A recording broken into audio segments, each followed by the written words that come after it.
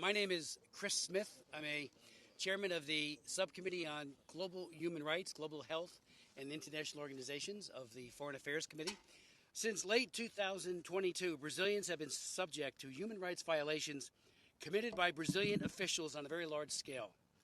Documented or credibly reported rights violations in Brazil include the political abuse of legal procedures to persecute political opposition, including jailing opposition figures on spurious charges, violations of freedom of speech and media freedom, including persecution of journalists, the silencing of opposition media, the banning of individuals from social media, thinly veiled censorship laws claiming to fight so-called disinformation, and many violations of the rule of law and judicial malfeasance.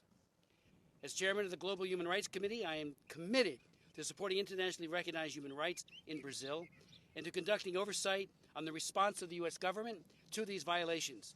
I will chair a hearing on human rights abuse in my subcommittee in the coming weeks. What I see in Brazil today, above all, in the investigations of the Supreme Court Justice Day Moraes, is called rule by law, the opposite of rule of law. Rule of law is supposed to put aside law outside of politics so that the same laws apply equally to all people. Rule by law, in contrast, means that while some forms and procedures of law are maintained, the law is used selectively as an instrument of political power. There is vast evidence that this is exactly what is going on in Brazil today, where investigations, inquiries, media bans, content removal orders are used to single out the opposition to President Lula. I am preparing legislation that will address these issues. We will call it the Brazil Democracy, Freedom, and Human Rights Act, and I hope to be introducing it very shortly. In fact, the crackdown is largely in the name of one man, Brazilian Supreme Court Justice Alexander de Moraes. In late January of 2023, the New York Times reported, referring to Moraes, quote, this is from the New York Times, using a broad interpretation of the court's powers, he has pushed to investigate and prosecute, as well as to silence on social media, anyone he deems a menace to Brazil's institutions.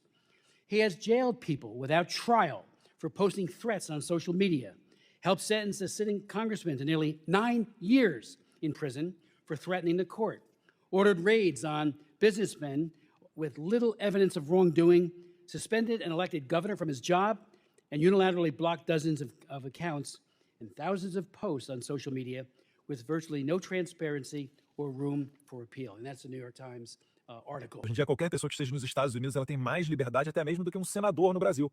Ou vocês acham que senadores e deputados no Brasil não tomam pressão do STF?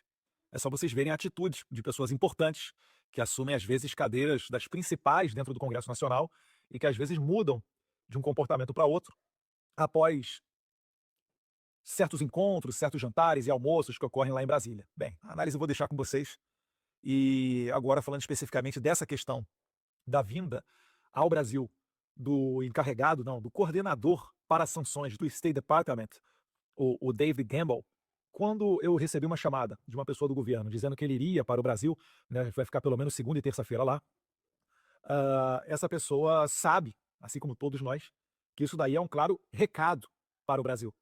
É para quebrar com qualquer tipo de ideia, com qualquer tipo de narrativa de gente que acha que não, sanção do Alexandre de Moraes é algo que está sendo falado, o Eduardo está lá no exterior e fala disso, e etc. Mas é algo que está longe de acontecer. Então, não. Primeiro de tudo, não está longe de acontecer.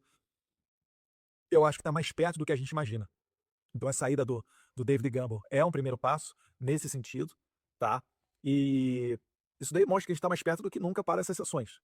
Eu duvido que algumas das outras autoridades brasileiras, você pode botar aí o PGR, os outros 10 ministros do STF, presidente da Câmara, presidente do Senado, seja lá quem for.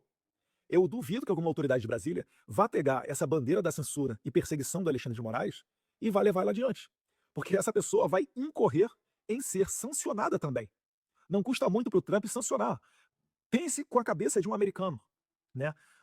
O Brasil, ele não tem uma representação muito significante no PIB dos Estados Unidos. Se não me engano, é 2 ou 3%. É pouquíssima coisa. Do ponto de vista comercial, não existe qualquer preocupação por parte dos Estados Unidos. Do ponto de vista diplomático, poxa, o Lula é o maior vocal, o Brasil, né? E aí você vai colocar todo mundo no mesmo balaio, tá? Você vai generalizar. O Lula é o maior vocal que defende o Hamas. O Lula defende o fim do padrão dólar. O Lula recebeu 2 navios de guerra do Irã sancionados pelos Estados Unidos. Inclusive, esse assunto vai voltar à tona ainda, tá? talvez esteja no bojo aí da visita do State Department no Brasil agora.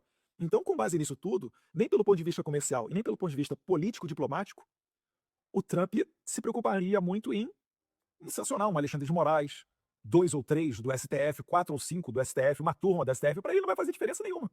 Agora, vale lembrar, para finalizar esse ponto, os Estados Unidos, eu pego como exemplo quando sancionaram o Michael Moreno, que é o ministro do STF da Venezuela. Quando eles sancionaram o Michael Moreno, na sequência, quem é que veio e sancionou também?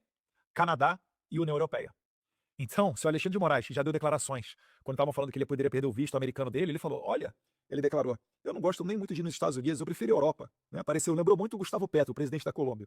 Então, se ele gosta muito de ir para a Europa, fique esperto, porque lá também podem se verificar essas sanções, porque os Estados Unidos sanciona ele no Brasil, né? Sanciona os Estados Unidos, faz a primeira sanção, e depois trata com os europeus para que isso seja estendido também para a União Europeia. E já tem, né, projeto de resolução para o Parlamento Europeu, feito pelo eurodeputado Dominik Tarczyński, eurodeputado polonês, para sancionar o Alexandre de Moraes. Então, muita coisa acontecendo, e eu creio que o Alexandre de Moraes sim será sancionado, e a gente vai conseguir resgatar nossa normalidade no Brasil.